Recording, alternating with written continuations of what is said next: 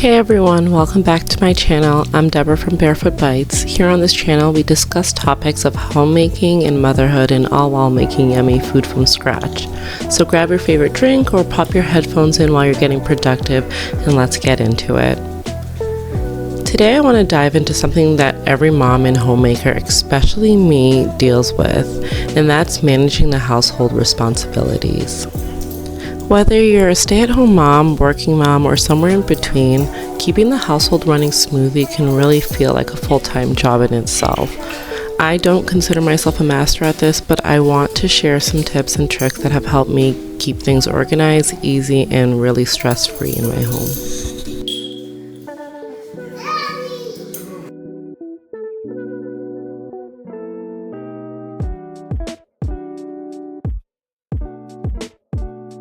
Before we get started, let me tell you what's on the menu for tonight for dinner. So tonight I'm going to be making some shrimp with homemade flour tortillas with a side of rice and a side of avocado, cucumber, tomato salad.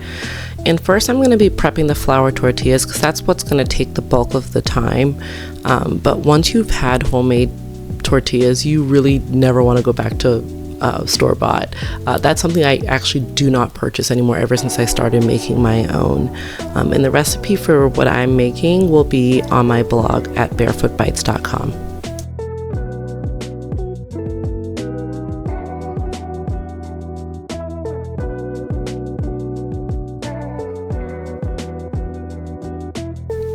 Okay, so back to our topic. I've mentioned this before on a previous video that I'm a new full-time homemaker. I left my full-time job back in May.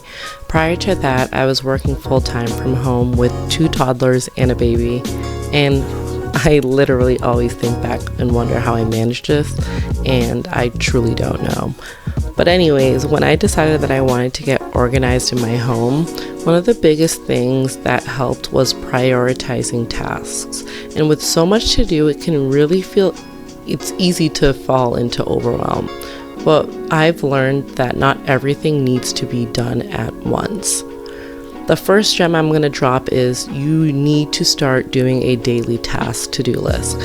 I wasn't always a list girly, but when I started to write out everything that needed to be done and got it out of my head, moms, you know what I'm talking about. We always have a long mental list of everything that needs to be done.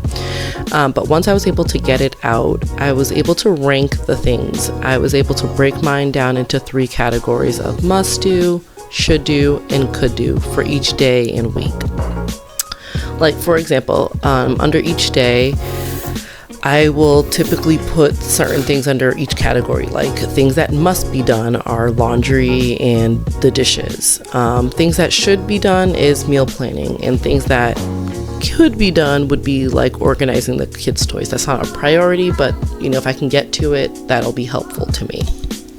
The second tip I would say is to focus on the big impact tasks first. For me, if the kitchen is clean and dishes and laundry is caught up, I feel like the household is literally under control.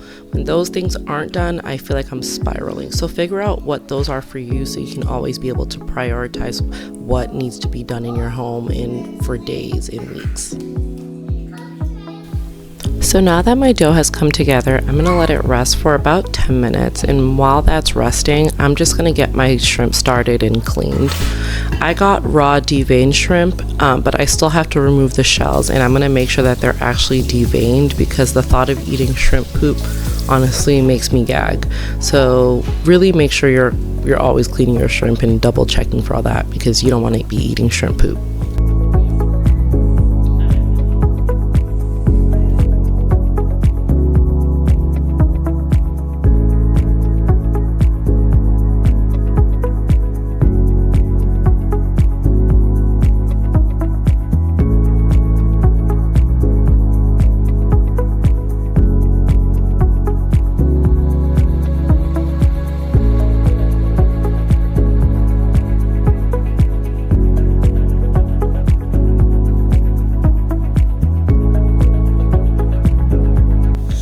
Okay, so let's talk about time management.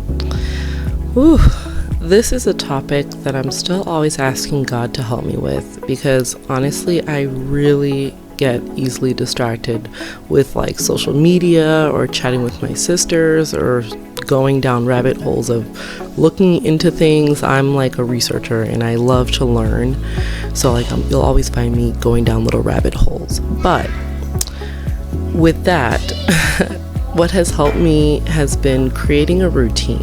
Creating a routine that works for you and your family can really be key to time management. So one thing that I will say is start getting yourself into a morning routine. Mornings really can set the tone for the day. For us, after breakfast, we typically start the day with getting dressed. And I'm talking to you moms, get out of those sweats or PJs. Show up like you're showing up for your job, and it can really make you change your mindset and get ready for the day. But anyways, I start the day with a quick tidy up, whether it's making my bed, putting away the dishes, or running a load of laundry or folding them. Try to establish a consistent morning routine that you can really stick to, and even on busy days, if you have that routine, you can always get right back on track. For the evening flow, I really like to think of the evenings as a way to bless yourself for the next day. Immediately after dinner, I will typically load the dishwasher and I'll sweep up any dinner messes, and I'll wipe down the counters and shut down the kitchen. After the kids are in bed, the hubby and I will literally do a pickup around the house, and sometimes we'll prep anything that we need to start the next day off right. I will literally call this blessing my future self. Prepping the night before can really save you a lot of time and stress in the morning. So do this pro tip of blessing your future self, and trust me, you'll thank yourself in the future.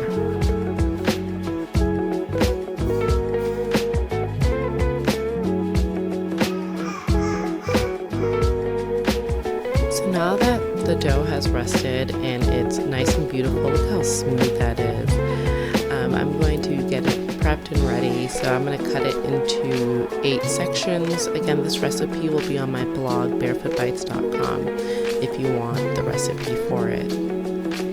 I'm going to cut the dough into 8 sections, and then I will shape them. I'm going to make them smaller because I'm making shrimp tacos, and then I will put them on the cast iron. So this time when I was making it, for some reason I decided to use my ceramic cast iron. I don't typically make it on that. I usually use my black cast iron. You'll see me go back to using my cast iron after I didn't really like the way it came out when I was using the ceramic. I have to test that out a little bit more, but I went back to old trusty, and that's what you'll see in the video here today.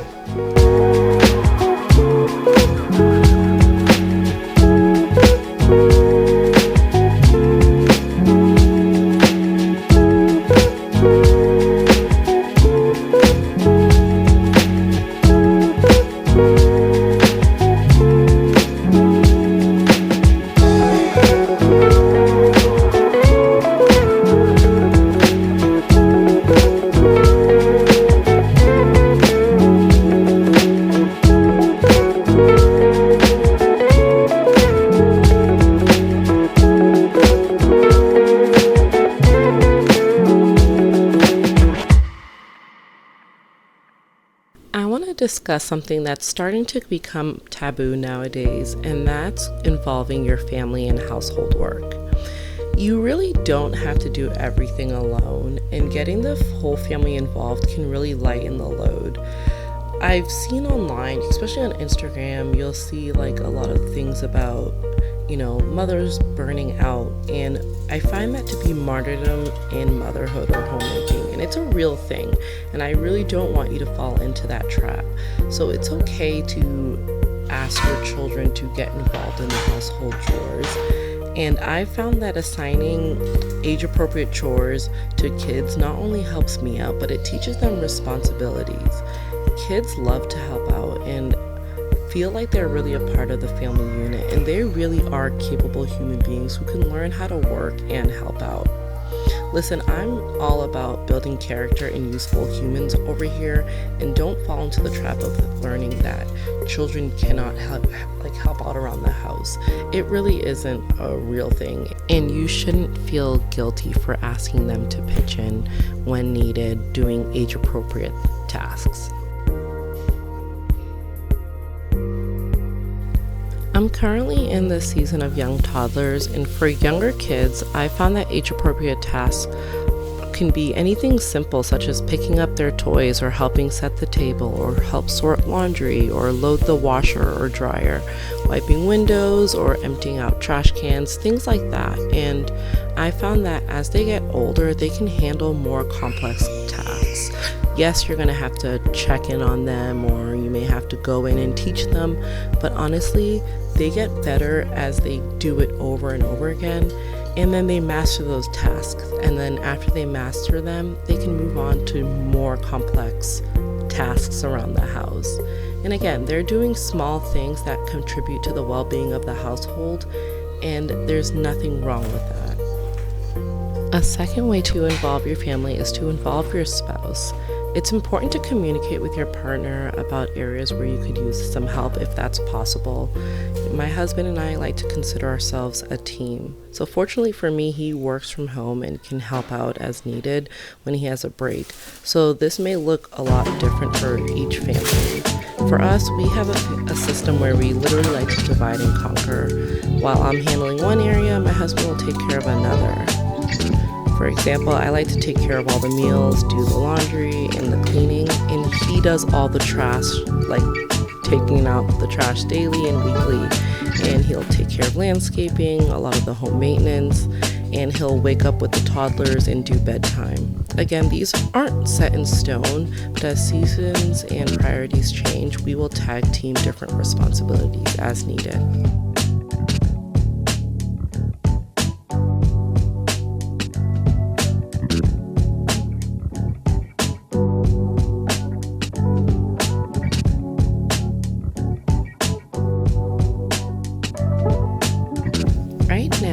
Start prepping the avocado, cucumber, tomato salad.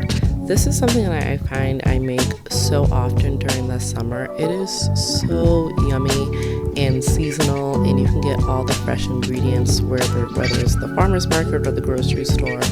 I find that I make this so often, and my husband and I and some of my kids, not all of them, love to eat this daily.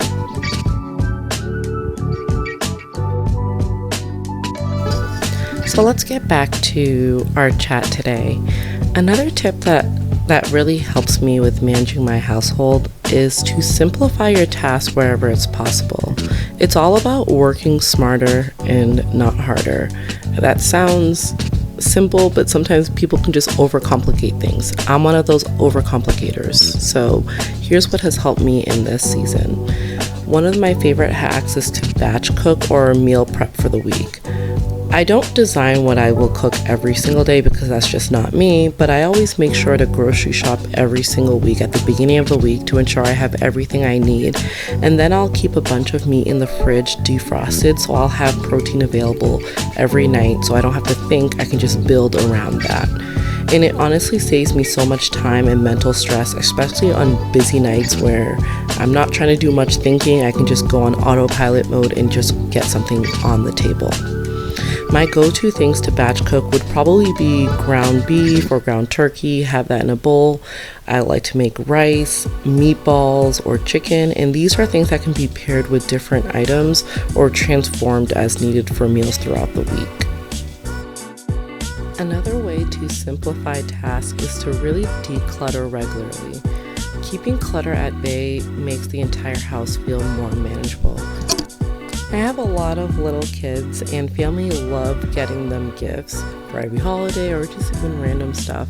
And so toys are a constant area that I feel like I'm being buried with. So I try to do quick declutter every few weeks or every month or so. And anything that doesn't have a place or just stresses me out gets put away or donated. A pro tip that I would say is just to keep a donation box in a closet so you can easily just drop things in there when you come across them. You don't have these just lingering around your house. Again, if it stresses the mom, it's not working for the household, get rid of it.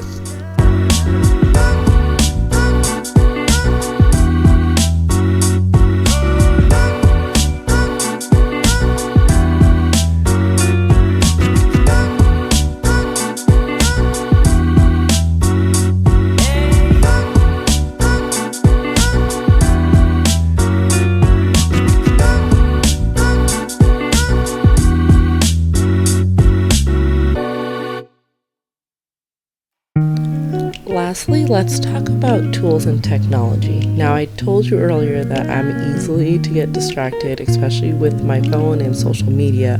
But on the flip side, technology can help make your household a lot easier. There are so many apps out there for managing everything from shopping lists to schedules that I can honestly get on board with. I used to not use them, but I've been converted and it can make your life a lot easier. I use the Freeform app on my iPad just to keep track of groceries, and I'll use Google Calendar just to keep track of my family calendar and have me and my husband in sync about what's going on in our house.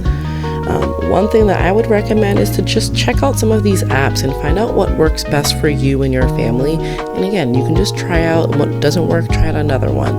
They can really just be helpful for you. Another thing is just to invest in some gadgets that can save you some time. For instance, a robo vacuum can help keep your floors clean without much effort, or a slow cooker can have your dinner on the table and ready by the time you get home if you work outside of the home.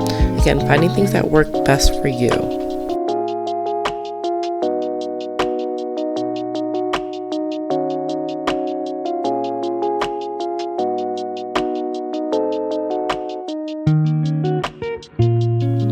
I want to quickly mention within this avocado, cucumber, tomato salad, I always like to squeeze a fresh acid in there. Typically I'll use a lime, but I didn't have that, so I'm just using what I had in the fridge, which was a lemon, and it still made it taste so good and tangy. For seasonings, I'll do salt, pepper, cumin, sometimes some cayenne just to get some heat, and then I'll drizzle it with some olive oil. And also, you do not want to forget to add some garlic powder and onion powder.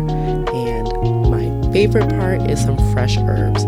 I like to add some cilantro. Now, I am one of the people who can't taste cilantro all that well. Like, it tastes like soap to me, but I know that it tastes really good. The flavor profile tastes good to others, and so I'll add that, and it really makes for a fresh salad. And I will eat this with my tacos, or I'll even eat it with chips, and it's such a great side dish.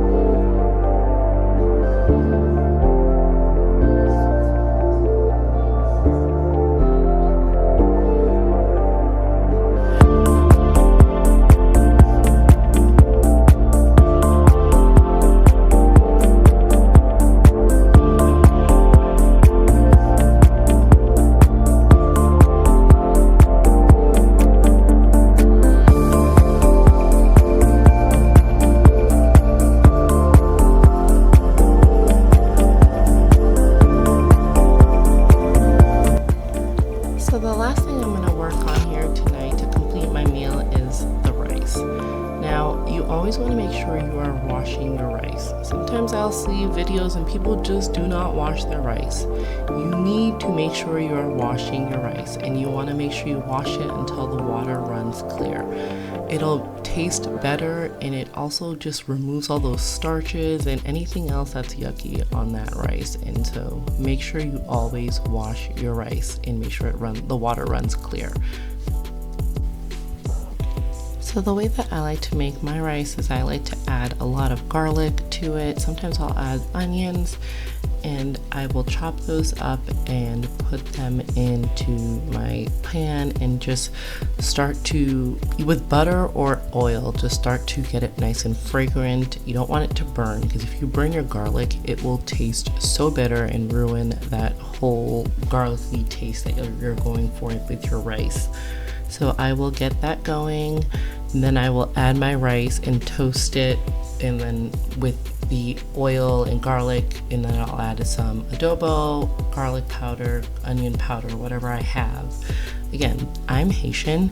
This is not the way that my mom taught me how to make rice, but I just do it because it's the shortcut way and it helps me get rice on the table quickly. But then again, you also want to remember when you're making rice to know the proper ratio.